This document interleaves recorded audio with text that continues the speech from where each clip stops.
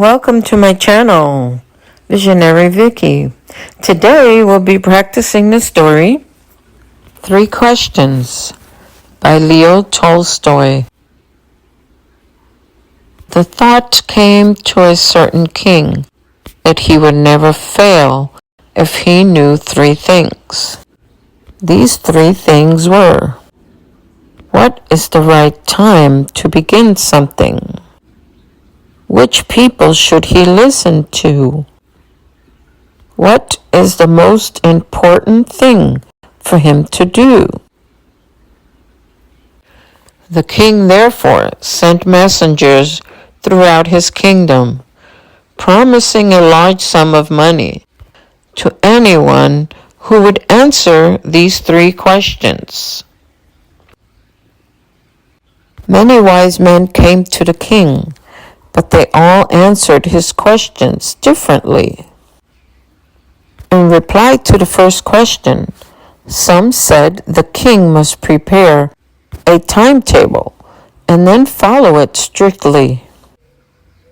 Only in this way, they said, could he do everything at its proper time. Others said that it was impossible to decide in advance the right time for doing something. The king should notice all that was going on, avoid foolish pleasures, and always do whatever seemed necessary at that time. Yet others said that the king needed a council of wise men who would help him act at the proper time. This was because one man would find it impossible to decide correctly without help from others the right time for every action.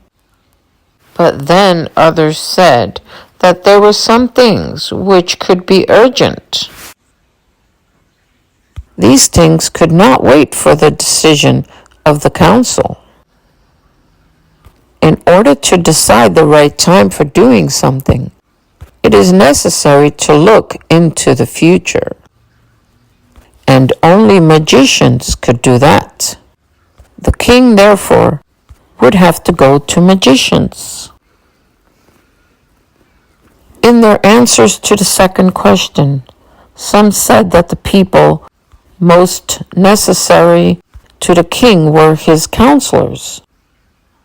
Others said the priests. A few others chose the doctors. And yet others said that his soldiers were the most necessary. To the third question, some said science. Others chose fighting, and yet others religious worship. As the answers to his questions were so different, the king was not satisfied and gave no reward. Instead, he decided to seek the advice of a certain hermit who was widely known for his wisdom. The hermit lived in a wood hut, which he never left. He saw no one but simple people, so the king put on ordinary clothes. Before he reached the hermit's hut, the king left his horse with his bodyguard and went on alone. As the king came near the hermit's hut, he saw the hermit digging the ground in front of his hut. He greeted the king and continued digging. The hermit was old and weak, and as he worked, he breathed heavily. The king went up to the hermit and said, "I have come to you, wise hermit, to ask you to answer 3 questions. How can I learn to do the right thing at the right time? Who are the people I need most? And what affairs are the most important?" The hermit listened to the king, but did not speak. He went on digging. "You are tired," said the king. "Let me take the spade and work in your place." "Thanks," said the hermit, giving the king his spade. Then he sat down on the ground. The king had dug 2 beds. He stopped and repeated his questions. The hermit gave no answer, but stood up, stretching out his hand for the spade, and said, "Now you rest and let me work." But the king did not give him the spade and continued to dig.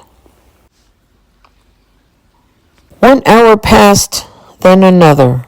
The sun went down behind the trees, and at last the king stuck the spade into the ground and said, "I came to you, wise man, for an answer to my questions. If you can give me no answer, tell me so, and I will return home." "Here comes someone running," said the hermit. The king turned around and saw a bearded man running toward them. His hands were pressed against his stomach, from which blood was flowing. When he reached the king, he fainted and fell to the ground. The king and the hermit removed the man's clothing and found a large wound in his stomach. The king washed and covered it with his handkerchief, but the blood would not stop flowing. The king redressed the wound until at last the bleeding stopped. The man felt better and asked for something to drink. The king brought fresh water and gave it to him. By this time the sun had set and the air was cool. The king, with the hermit's help, carried the wounded man into the hut and laid him on the bed. The man closed his eyes and lay quiet. The king, tired by his walk and work he had done, lay down on the floor and slept through the night. When he awoke, it was several minutes before he could remember where he was or who the strange bearded man lying on the bed was. "Forgive me," said the bearded man in a weak voice when he saw the king was awake. "I do not know you and have nothing to forgive you for," said the king. "You do not know me, but I know you.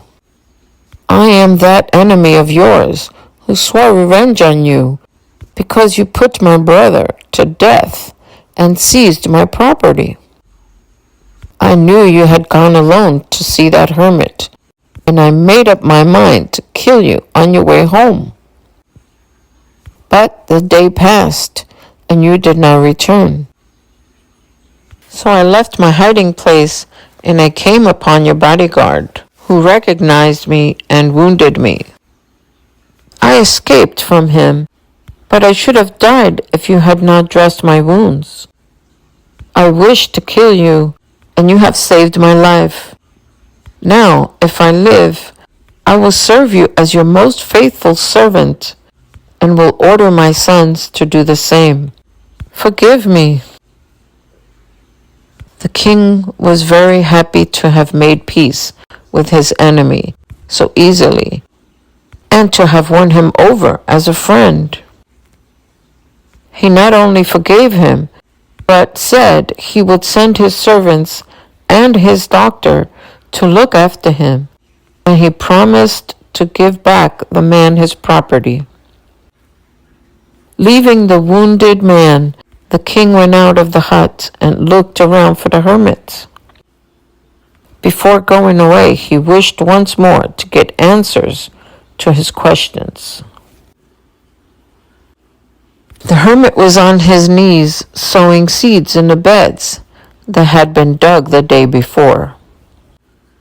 The king went up to the hermit and said, "For the last time I beg you to answer my questions, wise man." "You have already been answered," said the hermit, still bending down to the ground and looking up at the king as he stood before him. How have I been answered? What do you mean?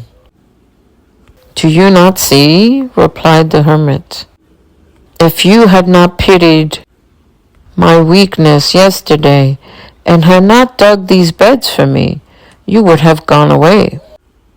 Then that man would have attacked you, and you would have wished you had stayed with me. So the most important time was when you were digging the beds. And I was the most important person. And to do me good was your most important business. Afterwards, when the man ran to us, the most important time was when you were caring for him. Because if you had not dressed his wounds, he would have died without having made peace with you. So he was the most important man, and what you did for him was your most important business. Remember then, there is only one time that is important, and that time is now. It is the most important time because it is the only time we have any power to act. The most necessary person is the person you are with at the particular moment, for no one knows what will happen in the future and whether we will meet anyone else. The most important business is to do that person good, because we were sent into this world for that purpose alone. That's the end of the story. Go to Vocabulary Words Practice video link in comments. Thank you for watching and practicing with me today. Please like and subscribe to my channel. Bye-bye.